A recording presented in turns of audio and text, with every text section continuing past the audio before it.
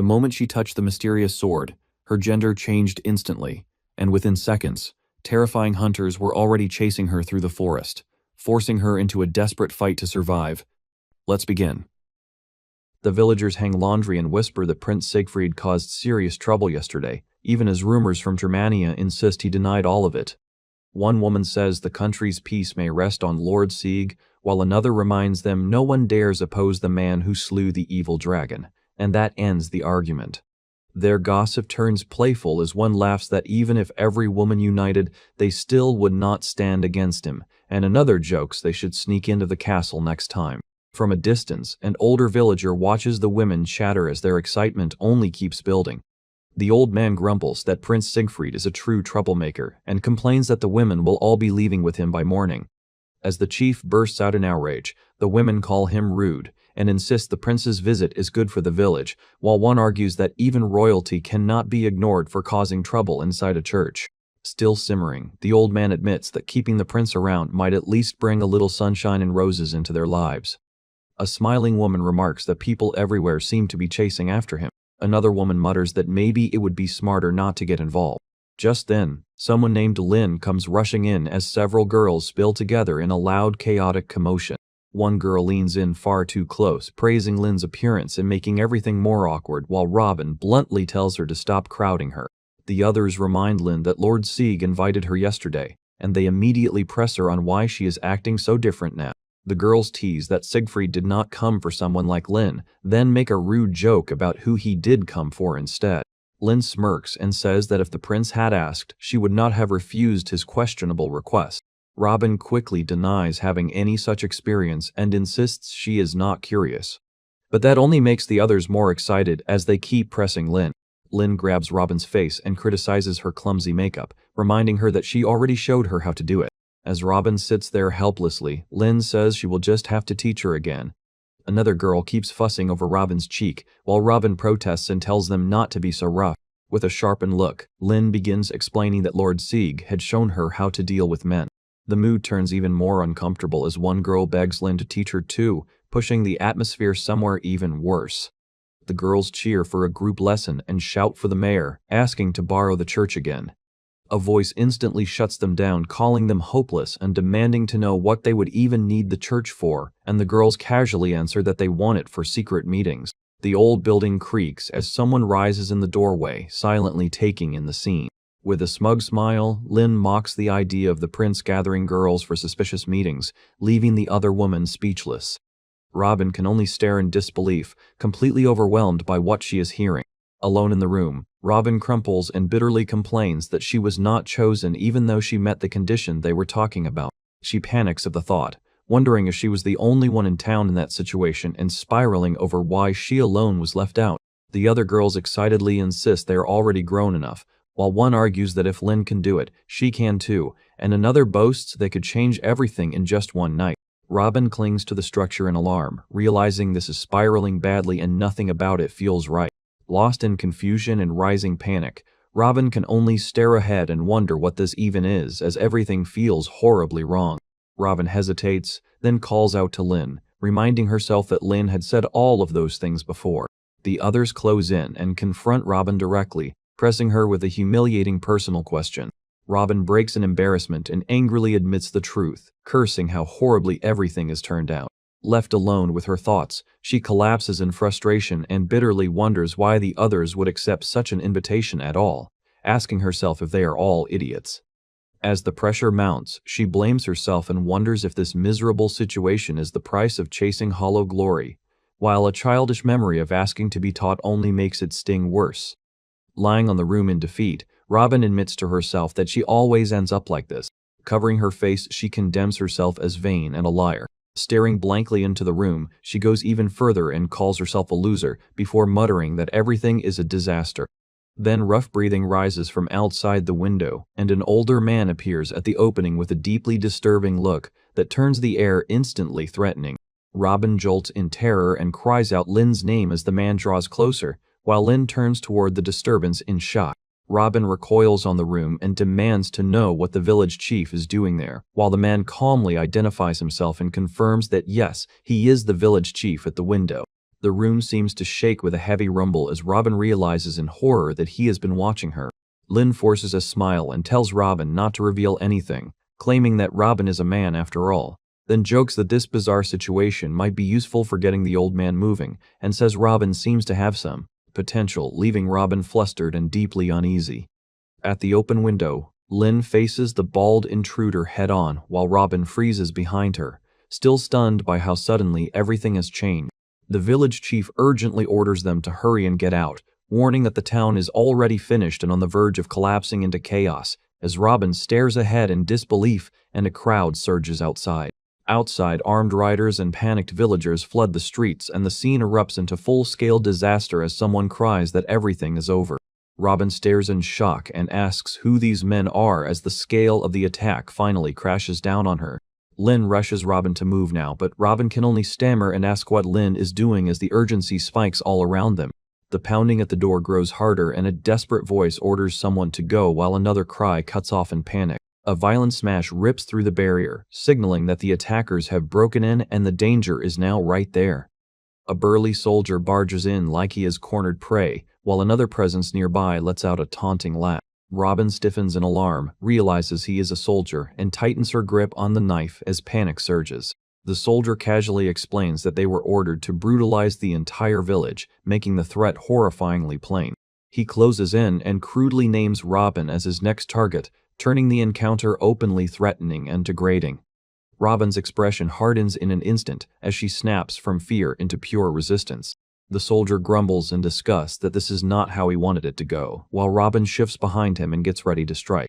Robin lashes out in fury and screams at the attacker as her blow lands full force across his face. The impact sends the soldier flying straight through the wall in a violent crash. Robin stares in stunned disbelief at what she just did, while the man's sandal falls away as he tumbles outside. From elsewhere, another voice reacts with excitement, calling it good stuff and hinting that more enemies are still nearby.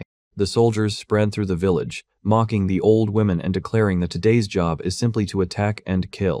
One of the raiders orders the others to show the villagers just how helpless they really are. As Lynn rushes in demanding to know what he is doing, the soldier turns in surprise at her sudden appearance. The man grabs Robin by the face, sneers that her silence means nothing, and reminds her they were paid to raid the village as the situation turns deeply threatening. Robin, shaken and in tears, spots Lynn and cries out her name. Robin warns through panic and pain that Lord Siegfried will never forgive him for this. The soldier bursts into cruel laughter and says he is not afraid of Siegfried in the slightest. Striding through the ruined village, he boasts that no one survives after crossing the prince, then mocks that if anyone had tried, that person would have been utterly destroyed. A chilling reply slices through the moment and declares that Siegfried is dead. Robin freezes at the claim, and Lynn stares ahead in stunned disbelief as the words sink in. The man taunts Lynn for still not believing it, then says that is all he can tell her. As the ruined village echoes with violent roars, he coldly declares that her protector is gone. With a mocking grin, he urges Lynn to come quietly if she wants to know what became of Goddard. Robin suddenly bites down on the man's hand with desperate force. The man cries out in pain and shock while Lynn sees the opening. Robin slams into him and sends him crashing back, and he erupts in rage at her resistance. Lying shaken on the ground, Robin calls Lynn's name and begs her to run. The attacker clicks his tongue and glares ahead, irritated that she actually got away. The scene shifts to the dark forest where heavy breathing cuts through the silence. Someone slams a surface in raw frustration. Alone in the forest, Robin staggers in panic and asks herself what she is even doing. Overcome with guilt and fear, she blames herself for leaving Lynn behind like that. She clenches her teeth, calls herself stupid, and sinks deeper into frustration. Then a sudden glint catches her eye, and she turns in surprise towards something hidden among the trees. In a shaft of light, she finds a sword standing upright from a stump in the middle of the forest. Robin approaches in disbelief and wonders why a sword would be there. Desperate, she realizes that if she had a weapon, she might still be able to do something. The spell changes her condition in an unexpected way. As she crashes down, more footsteps thunder in, and the attackers close around her while her stunned eyes lock onto the danger. The men gather over her, and one coldly asks what they should do now, while another admits he is not really in the mood for this. As the men loom over Robin, one shrugs that rough work is still part of the job, while the group closes in around her. The spell changes her condition in an unexpected way. In despair, she wonders what is wrong with her and bitterly realizes that even after escaping, she was caught again with ease. She condemns herself as useless and admits she has failed all the way to the very end. A crushing vision flashes through her mind, reducing her to a petty liar with no family, frightened and utterly alone. A girl-like presence appears before her and commands her to look closely, then coldly urges her to offer more praise. That eerie presence seems to continue, pressing down on her with everything she is carrying. The apparition mocks her as a loser and cruelly asks if this is really how her story will end, leaving Robin frozen in shock as dark energy coils around the sword. Nearby, one man hesitates and says he cannot do it, while another snaps that he still cannot get paid unless he acts first. With shaken resolve, Robin forces herself upright by the sword, rising from the ground despite the fear crushing her. The men sneer down at Robin in disbelief, certain she cannot fight back. Robin bitterly calls herself a liar, and the self-loathing cuts even deeper. She thinks she may be the most inexperienced person in town, admitting with burning shame that everything she knows came from books. She remembers that even someone like her was once cared for, as energy crackles harder around the sword. Robin steels herself and refuses to stay a loser any longer. Gripping the sword, Robin declares this is where she takes her stand. A sudden flash erupts from the sword, unleashing a blinding magic circle that stuns the men around her. A sinister presence praises her courage, and Robin jolts as the voice rings clearly in her ears. The eerie figure glides closer and says it will lend her its power, leaving her deeply rattled. As an unnatural hum rolls across the landscape and birds burst from the forest, the strange force announces itself to everything around it. Robin goes rigid as the strange voice reaches her, and she looks around in shock, wondering who spoke. A sudden scream breaks from her as the full shock of the moment crashes down. The men stare at Robin and demand an explanation, baffled by what just happened. The attackers hesitate, exchanging uneasy looks as they realize something is very wrong. Robin realizes in disbelief that the men have been changed, leaving everyone stunned. One of them panics and cries out that something important is gone. The others spiral into chaos, arguing and denying it as their voices crash together in confusion. In a surge of panic, one transformed attacker points a weapon at Robin while she recoils in fear. Robin tries to explain that she does not understand what is happening, but the enraged attacker blames her and threatens her into silence. The attacker completely unravels and makes a violent threat, turning the moment even more dangerous.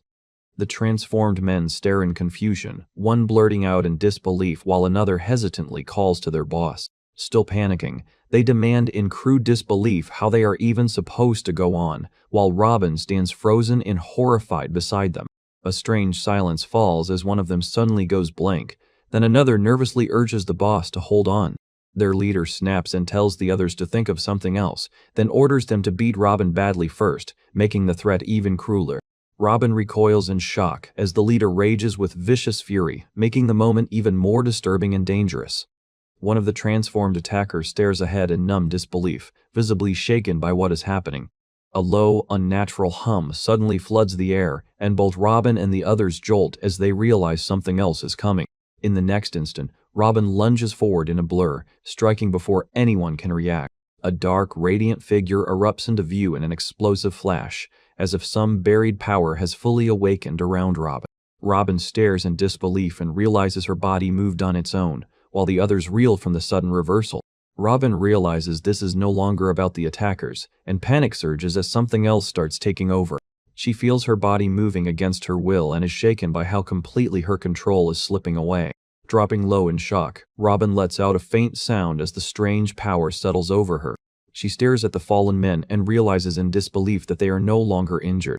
One of the transformed attackers tearfully asks what Robin did to him, sounding overwhelmed and distressed. Robin stares ahead in confusion and fear, silently wondering why they ended up like this.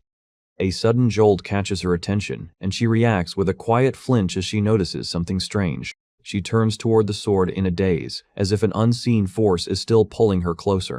Robin's eye widens as she stares at the blade, sensing a disturbing connection she cannot explain. In the next instant, someone cries out in horrified disbelief at what they are seeing. A sinister voice rises from the darkness and smugly declares that the preparations are complete. As the pressure tightens around Robin, the presence declares that everyone here now belongs to it, leaving the villagers horrified. With a monstrous figure looming behind her, Robin freezes as the voice urges her to control them, turning the moment deeply disturbing. The shaken onlookers stare in panic and ask what is wrong and whether something is happening as Robin's state grows more alarming. The entity presses further, telling Robin to use her new sword against them, making the exchange even more disturbing. Robin glares back in outrage and demands to know who the being is. The grinning presence mockingly warns Robin that she is about to lose. Even under the pressure, Robin refuses to yield and insists that she is not losing. Under the night sky, Robin lowers her face and trembles, trapped in a brutal struggle against the force pressing into her mind. A dazed Robin blinks in confusion and quietly wonders what just happened. The grotesque pair brag that one reacted strongly while the others were transformed, making the scene feel even more vile and humiliating. Under the moonlight, Robin is left in shock and wonders if something irreversible happened, then clings to the hope that she might still be unharmed.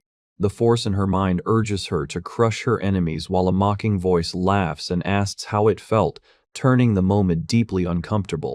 A sinister grin spreads as a strange power stirs and a dragon-like form surges into view with a menacing hum.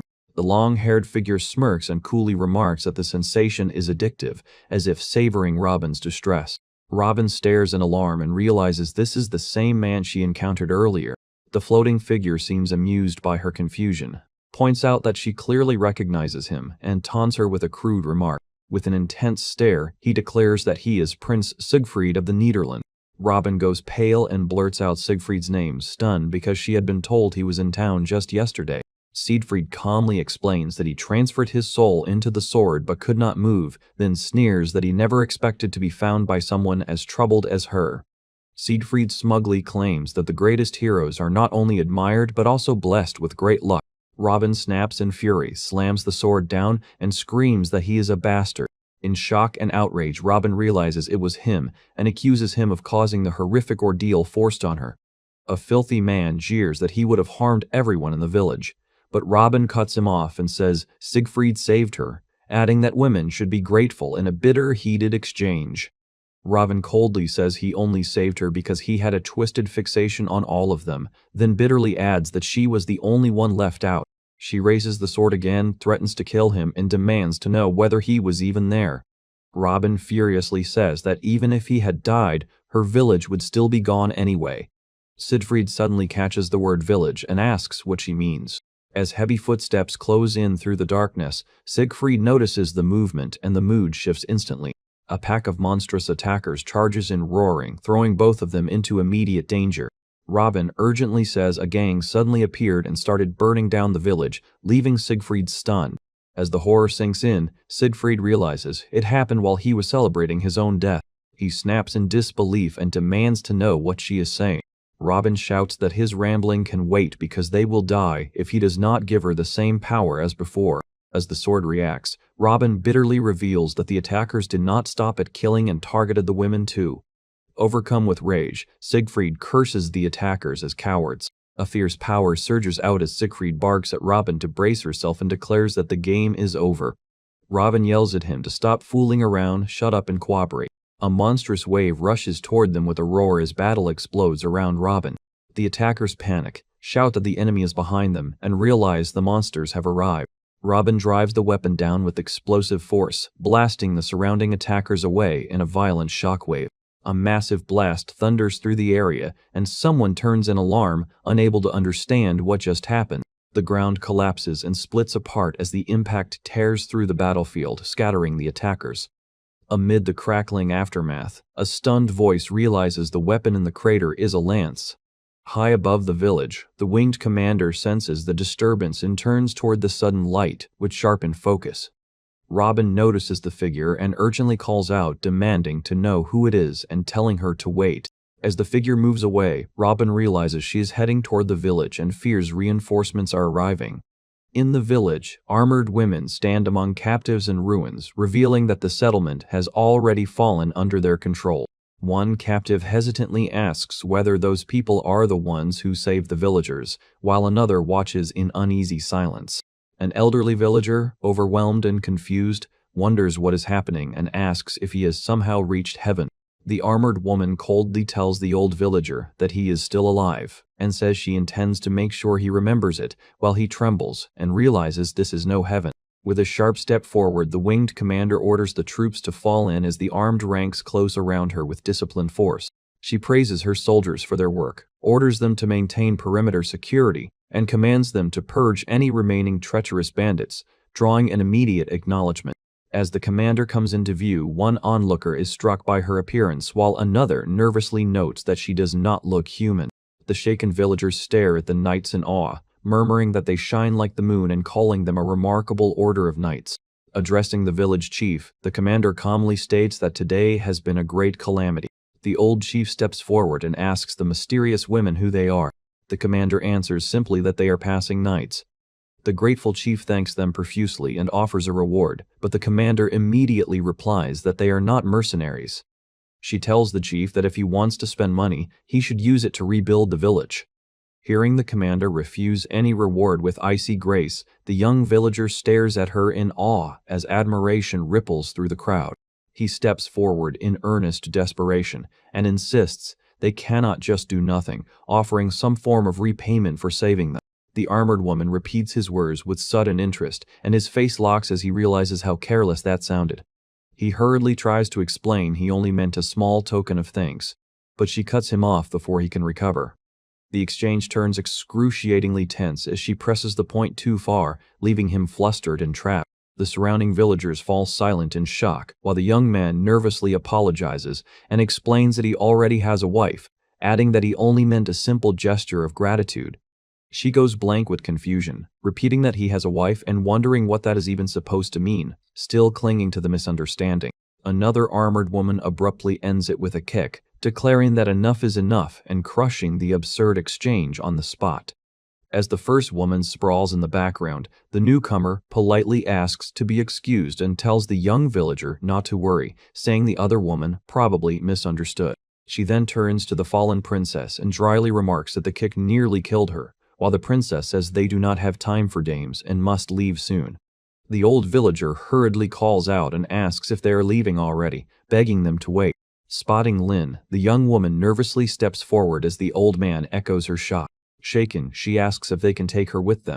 When asked why, she explains that she is not trying to show off and insists that she truly wants to become strong.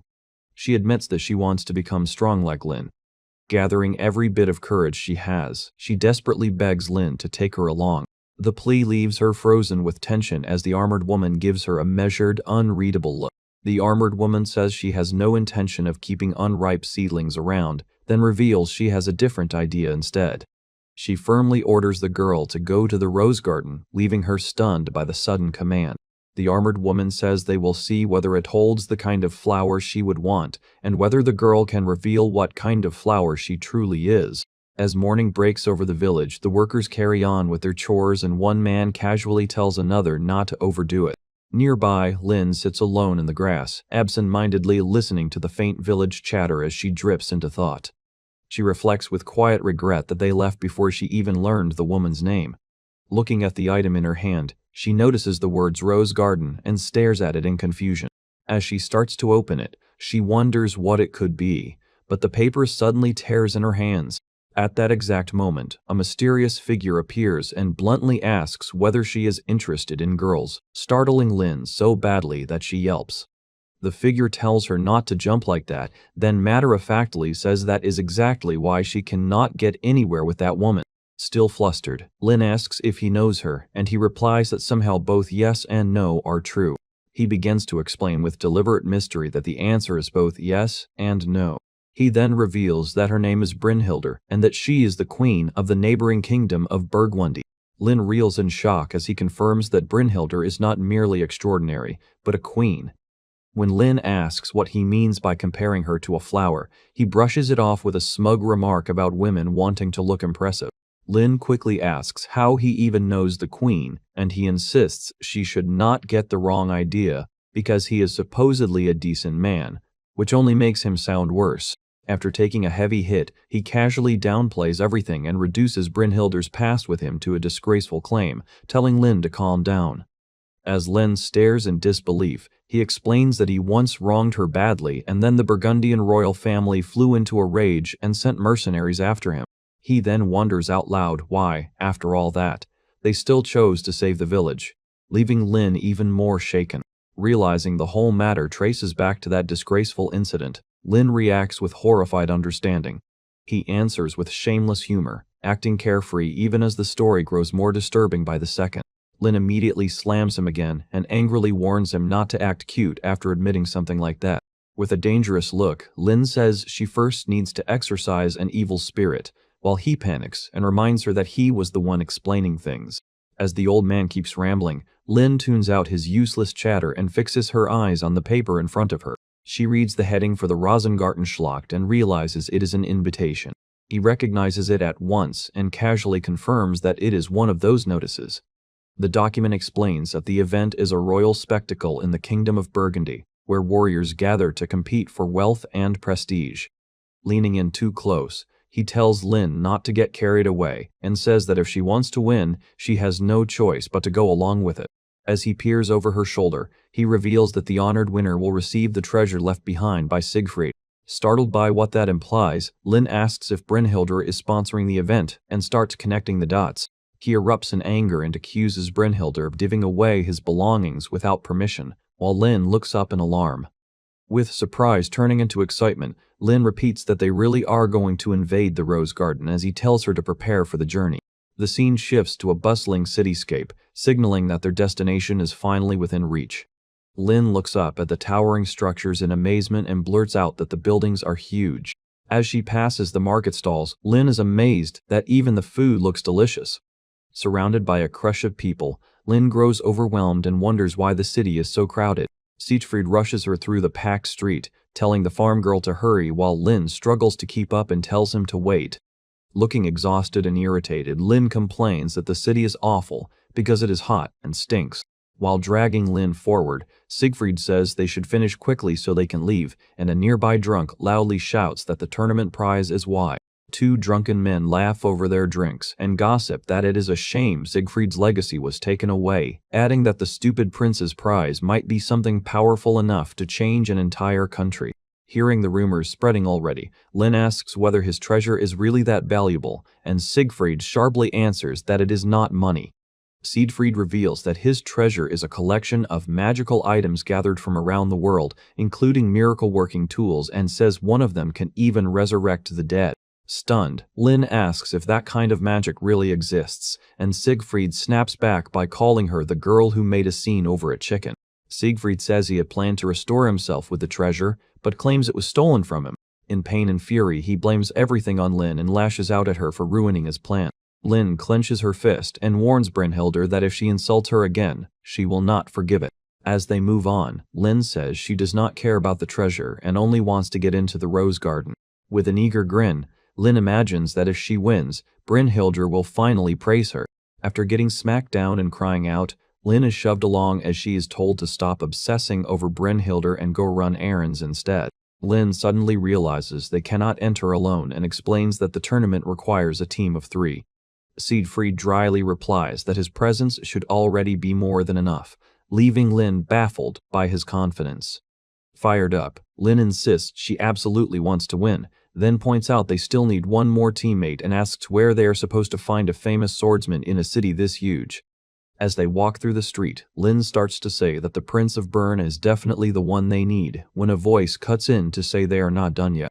The bandit sneers that they cannot get away with this, and accuses them of trampling a powerful man's little girl.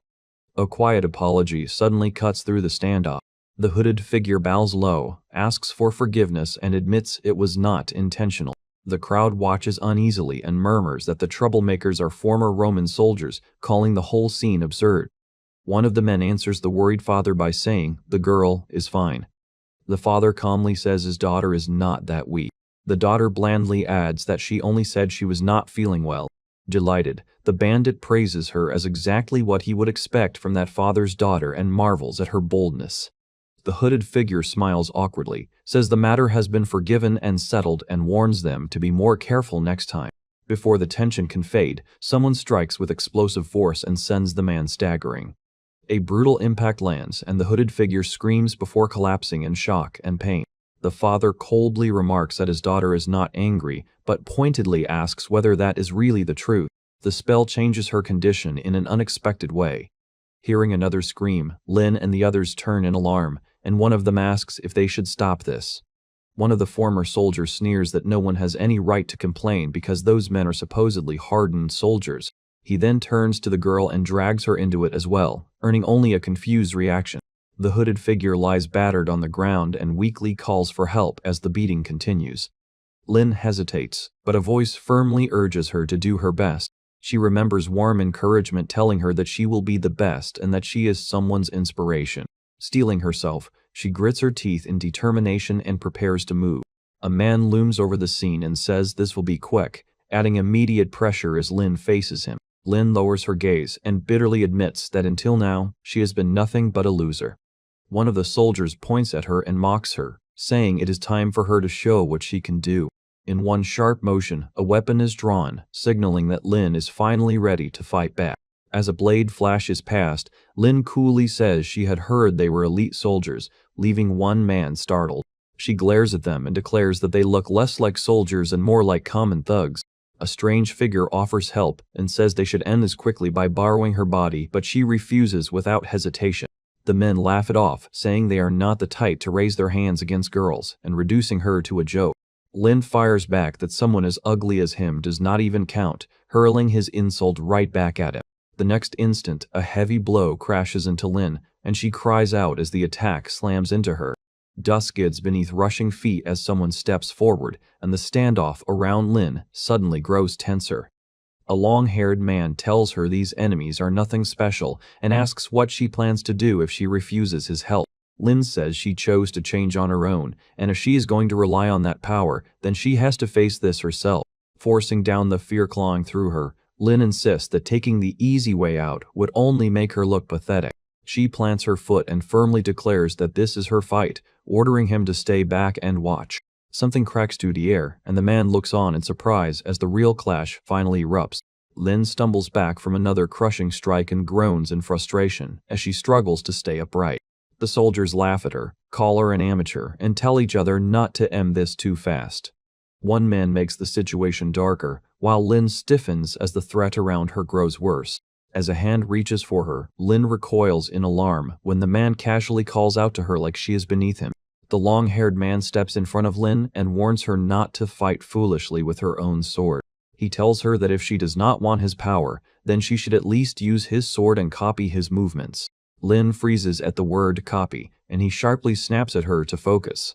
He tells her to follow closely, then lunges forward as a soldier raises his weapon to meet him. As the slash rips through the space between them, the soldier is caught off guard, and Lin watches in stunned disbelief. Seeing how deadly that distance is, Lin realizes that if she steps in that close, she could be cut down, and the word copy keeps pounding in her mind. Even then, she suddenly refuses to retreat. Lin steels herself and decides that this time she will not back down. She rushes straight in behind the attack and declares that she is done running. The spell changes her condition in an unexpected way. Lin stares in shock as a flash ends the clash and someone declares that the soldier is finished. The fallen man lies sprawled in pain, reduced to weak cries as the blow leaves him helpless. A soldier calls out in confusion while another demands to know where that reckless fool went. Lin throws herself into the motion exactly as taught, and a soldier blurts out in shock as her strike tears through the opening. The long-haired man surges between two soldiers while Lin stays right behind him, tracing the same path of attack. Steel crashes from every side, but Lin keeps moving through the chaos as enemy blades are knocked aside around her. With her eyes wide in disbelief, Lin realizes Siegel's movements are unbelievable and that she can actually fight. Onlookers point her out in astonishment, while Lin stares ahead in a daze and realizes she is truly keeping up. As a soldier charges from behind, Lin keeps pushing through the fight, leaving everyone else unnerved by the look on her face. Breathless and shaken, Lin feels a fierce new resolve and decides she wants to grow even stronger, more and more, just like her. Lin drives herself harder, and the pressure of the fight surges as she attacks with even greater force. A soldier stares in alarm while Lin keeps pressing forward, determined to do even more. A projectile cuts across the scene, but Lin twists past it and keeps coming.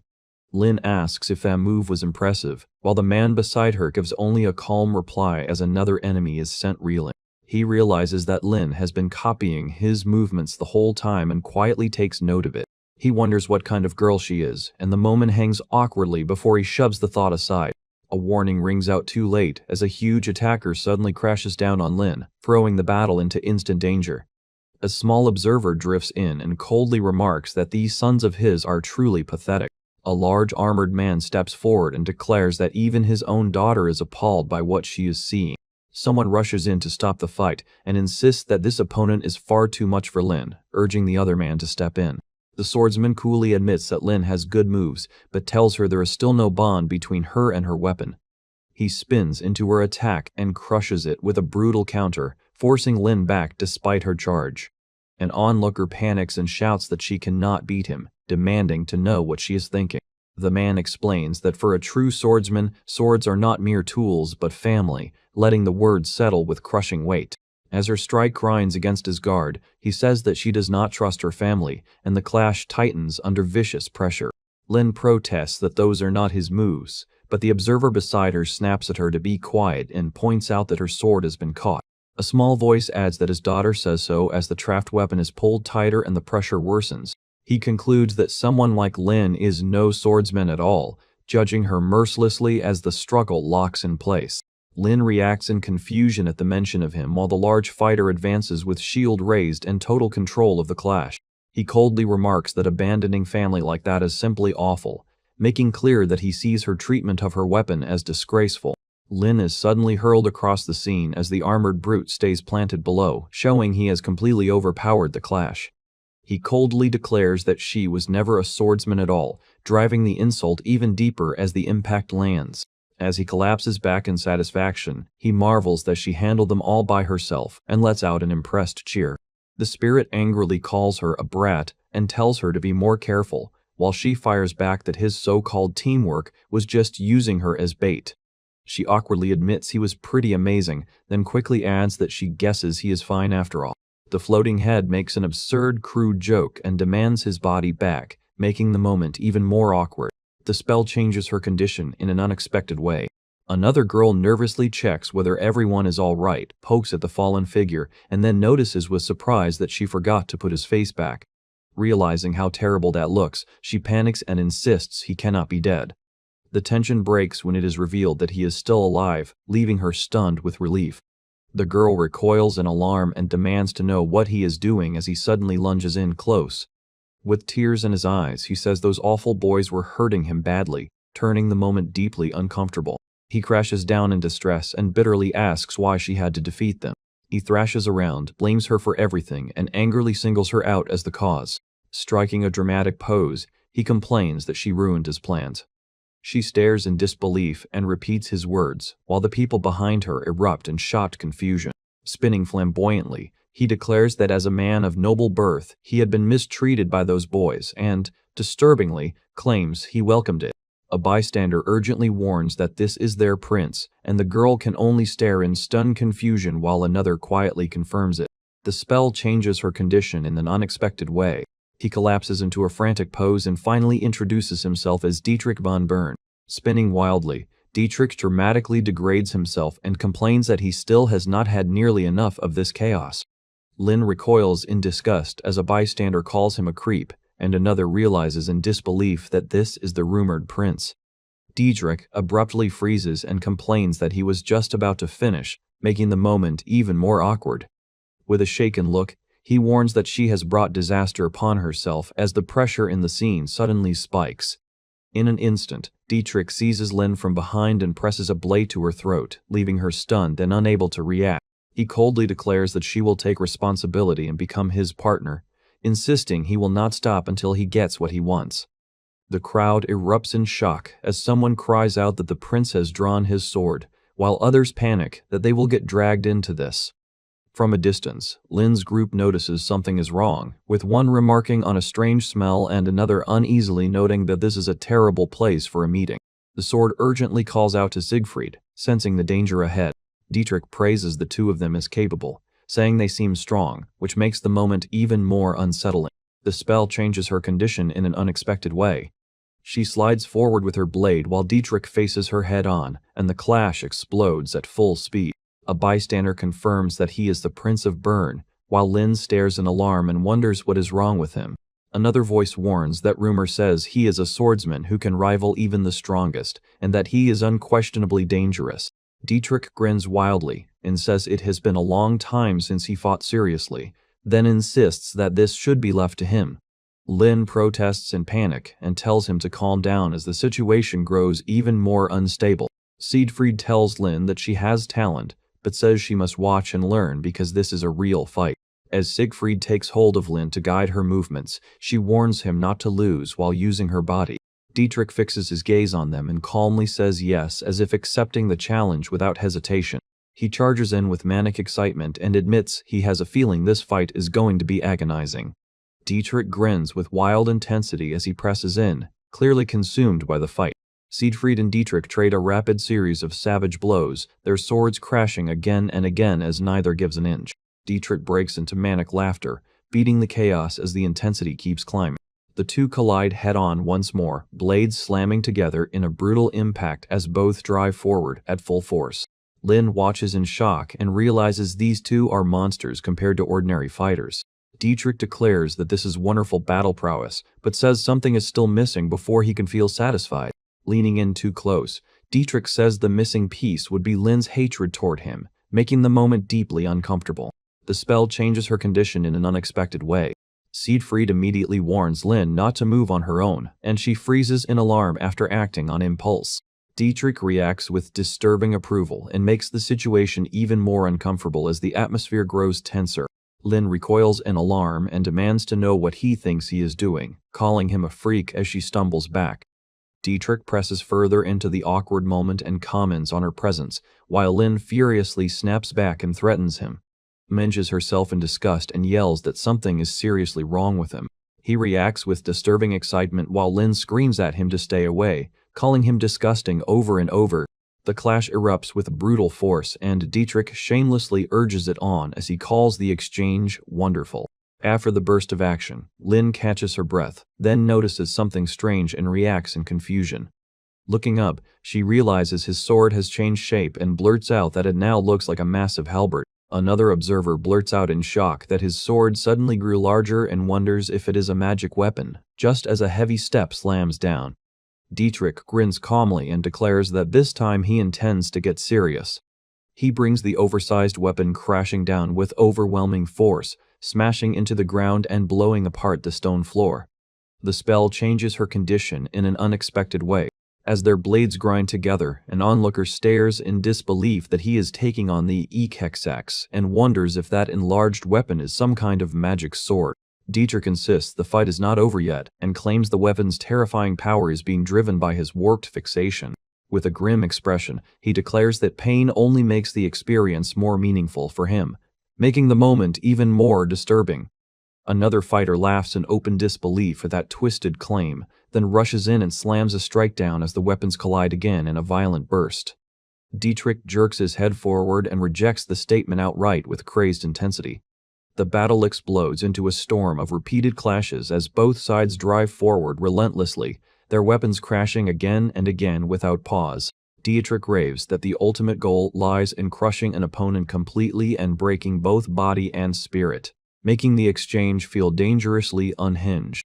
His opponent fires back that Dietrich's ideas are childish, while Dietrich mocks him in return and claims this is nothing compared to the suffering he truly seeks.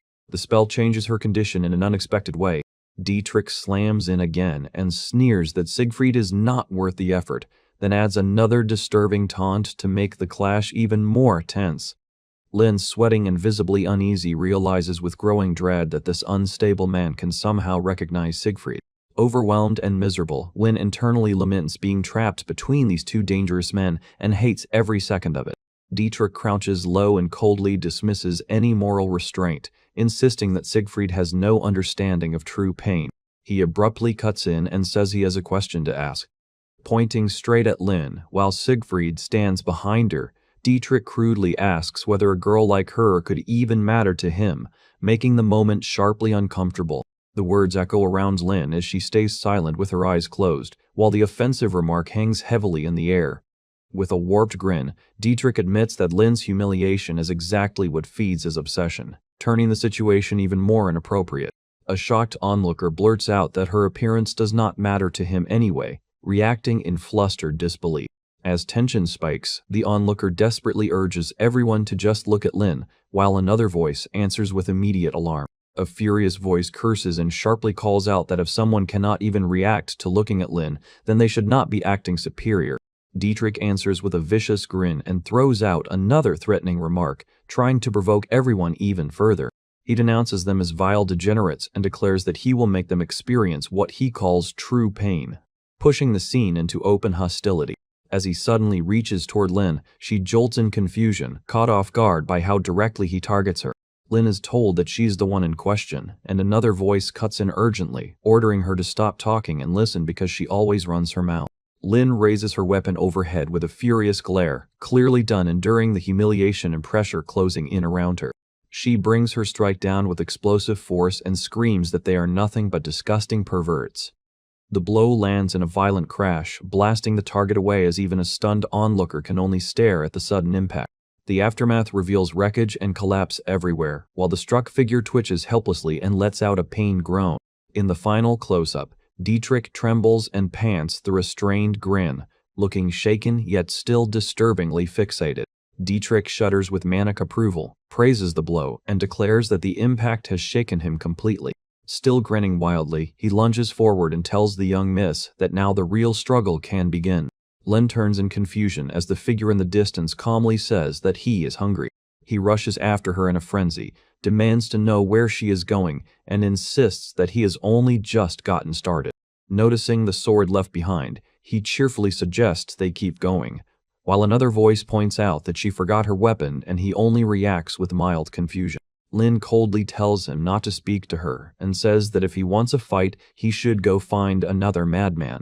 The spell changes her condition in an unexpected way. Lin lets out a terrified scream as the emotional pressure around her suddenly surges. Trying to steady herself, she tells him not to shout because his voice is grating. She then warns him not to come near her again and admits that his presence makes her feel sick. Dietrich stares upward in shock and twisted awe, wondering what this is and calling the rejection an unbelievably simple form of cruelty. He suddenly notices a girl walking away and fixates on her identity at once. In a flash, he reacts with stunned disbelief and realizes something impossible may be happening. Overwhelmed, he collapses into frantic excitement and thinks that no one has ever affected him this strongly.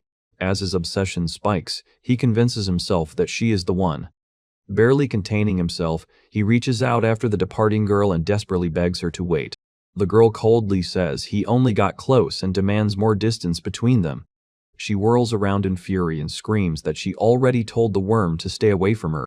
Looking down on him with forceful certainty, she declares that she has finally found her target.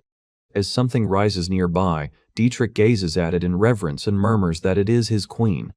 As they approach a large fortified city, he formally says that he would like to state his name once more. With calm confidence, he introduces himself as Dietrich von Bern and declares that he is the Prince of Bern.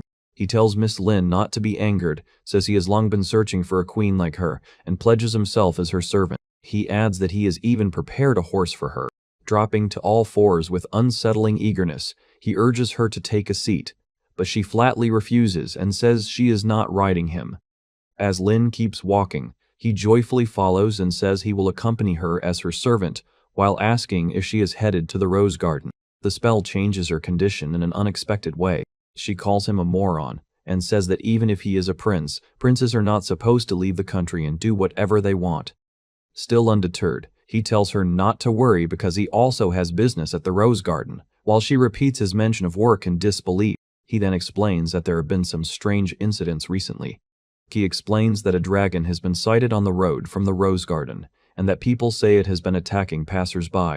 Lin stares back in shock and wonders how something like a dragon could even exist.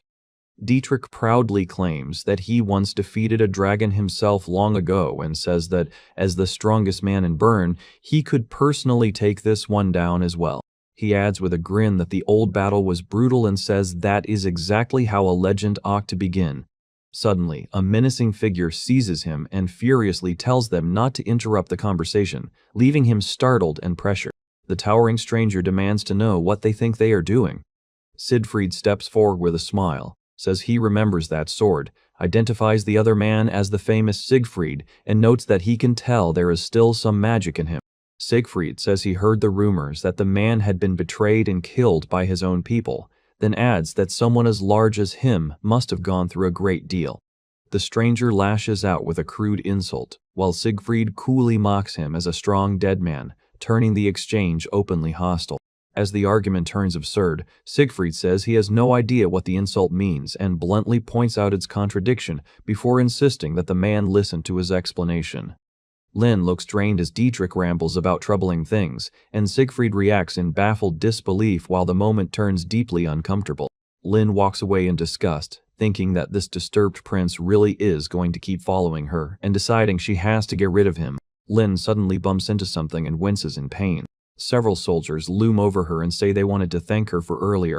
Lynn recognizes them at once as those same men and tenses up. The soldiers say they overheard her mention the rose garden and imply they know where she is headed.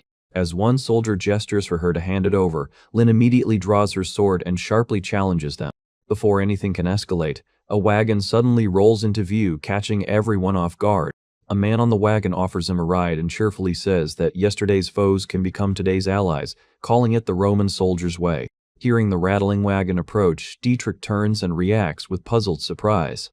Lynn abruptly takes off in the wagon, calling back that she will deal with those weirdos later, leaving the men stunned as the vehicle rattles away. Dietrich protests that she cannot leave him behind, while Siegfried stares after the wagon in surprise and asks where she is going. Realizing what is happening, Dietrich suddenly panics and blurts out that Lady Lynn is in danger, while Siegfried asks what is wrong. The wagon continues to rattle onward at speed, heightening the urgency as it tears down the road. Inside the wagon, the former soldiers fuss over Lynn and offer her a drink while praising what she said, and Lynn nervously accepts the attention. The men speak in unsettling and overly intense terms about how changed and grateful they feel, while Lynn can only respond with uneasy confusion. One soldier apologetically admits they have only brought her trouble, then firmly promises to take responsibility and get her to the rose garden. He adds that there is a rumor a dragon has appeared, giving a serious reason for the danger ahead. Lynn lightly asks whether he believes in dragons too, then laughs it off and says there is no such thing as a dragon. Even so, the man continues and prepares to add something even more important. Lynn freezes as the man reveals a grim rumor. Anyone who goes near the rose garden is attacked by something, and all she can do is breathe sharply. As the wagon keeps rattling on, Lynn looks ahead and spots a lone figure standing in the road, and dread starts tightening in her chest.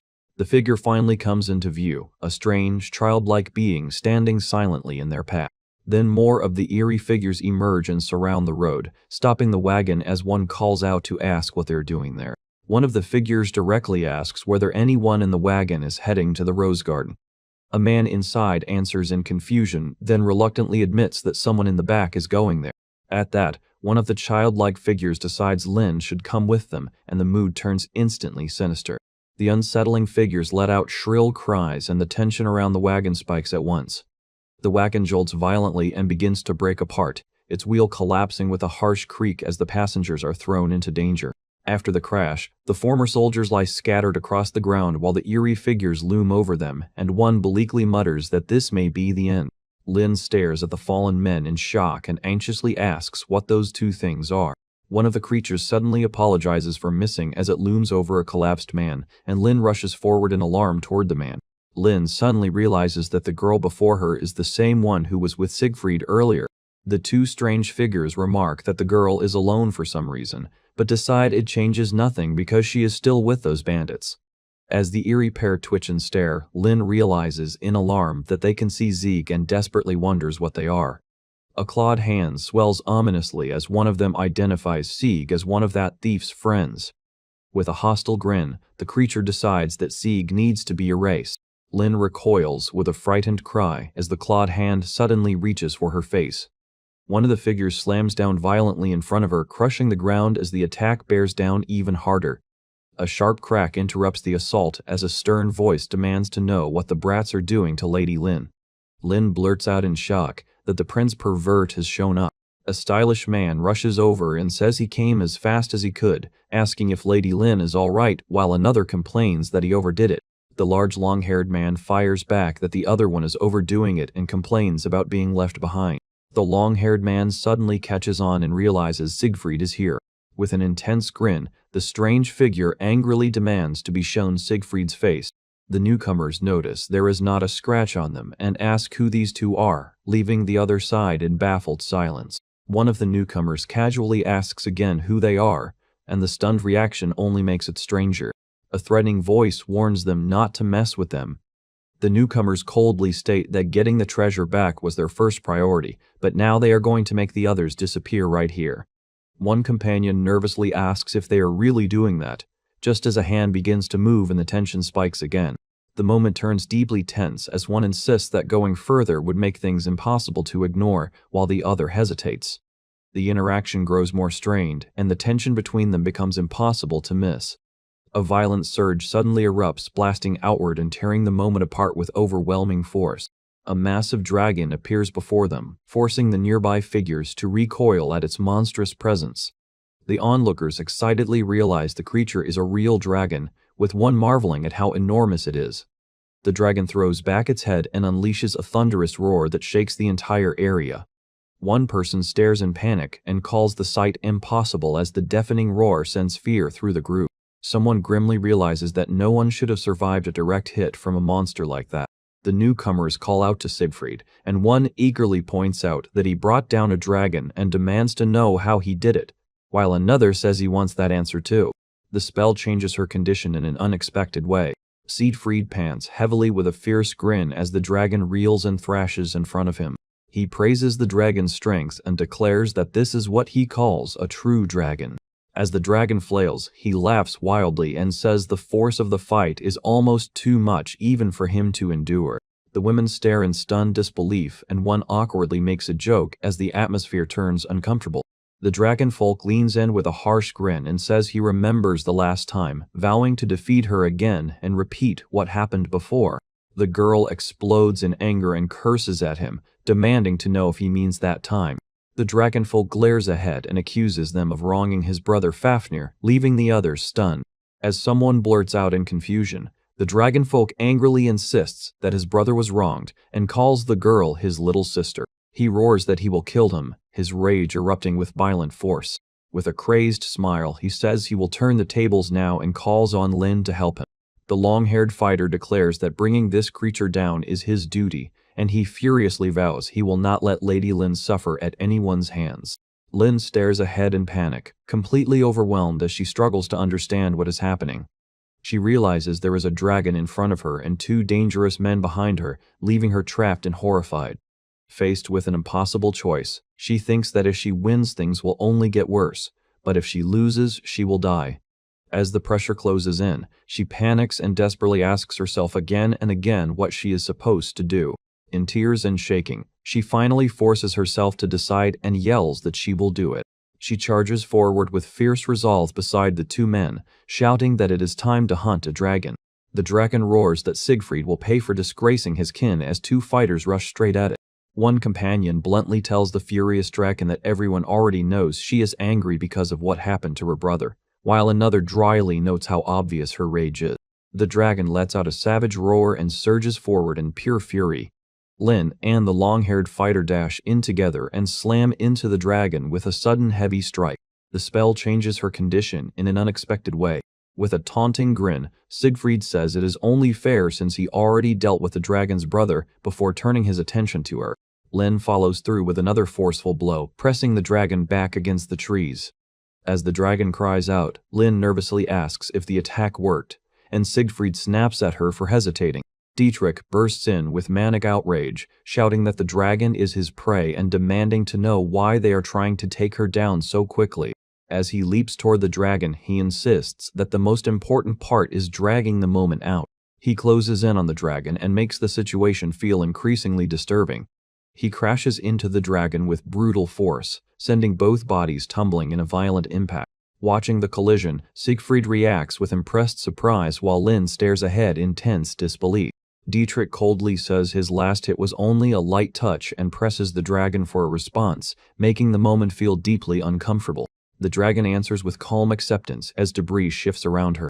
The dragon declares that she will stop holding back, and a violent surge of power starts gathering around her. Lin stares up in alarm as the dragon suddenly transforms into an armed form. A blast erupts from the dragon with a deafening roar and explosive force. As a figure drops from above, Lin panics and shouts for the prince. The dragon turns sharply toward Lin, declares that she is next, and Lin freezes in shock. The dragon's attack tears across the area in a sweeping rush, blasting through the ground as a horned figure leaps clear. Dietrich twists through the air and throws himself back into the fight with savage speed. With Lin pulled close beside him, Dietrich mocks the dragon by saying her fire is weak, while Lin looks shaken by the pressure. Dietrich laughs in the dragon's face and declares that her scales and breath are nothing like Fafnir's, insisting that such weak attacks could never stop him. As Dietrich keeps Lin near him, the dragon towers above them and unleashes a violent rain of destruction that tears through the ground around them. Lin recoils in panic while Dietrich realizes the dragon is even faster than her brother and the danger spikes instantly. The spell changes her condition in an unexpected way. A crushing counterattack slams down onto the dragon, and the attacker mockingly offers thanks as the impact drives her into the earth. Seeing the white-haired fighter still moving, Lin cries out in relief for the prince, while he boasts that he is the only one allowed to break himself, and another man curses that he got in the way. With a twisted grin, Dietrich eagerly tells Lin to stay behind him. He looks completely unhinged as the moment turns deeply uncomfortable and his words grow more unsettling. The dragon crashes through water and stone with a heavy impact, letting out a pained reaction as the force sends her skidding across the area. The dragon rises in a towering armored form and releases a piercing screech as overwhelming power surges from her body. Dietrich tells Lin to get behind him while grinning that this is a real fight, and Lin looks alarmed by his reckless excitement. The dragon lunges in close with a ferocious roar, towering over the group as the pressure of her attack bears down on them. As the dragon suddenly halts, the others stare in confusion and realize she has stopped. Dietrich reacts with thrilled fascination and says he could watch this all day while the dragon faces them at close range. With wild excitement, Dietrich admits he barely understands what is happening, but he can clearly see an opening. The spell changes her condition in an unexpected way. The white-haired fighter cuts in at high speed, ordering the prince to move because the killing blow belongs to him. Dietrich snaps back furiously, telling him to shut up and insisting that this prey is his. The white-haired fighter drives forward with fierce focus, pushing through the clash without hesitation. His attack lands from the side with explosive force, blasting the dragon backward as both men press the assault. The dragon's massive body suddenly whips away in a violent surge, and the shockwave scatters debris across the ground as everyone braces for what comes next. Two small girls are left sprawled on the ground, and one immediately curses the attackers for what they have done. The woman realizes the dragon has reverted into girls, while the other explodes in frustration and demands they hurry and change back because he does not know how to handle little girls. One of the girls clings to the other and tearfully apologizes to Big Sis, admitting she lost focus and left them completely exposed. The other girl shrugs it off and tells Lof not to worry, saying she got distracted too by her own face reflecting.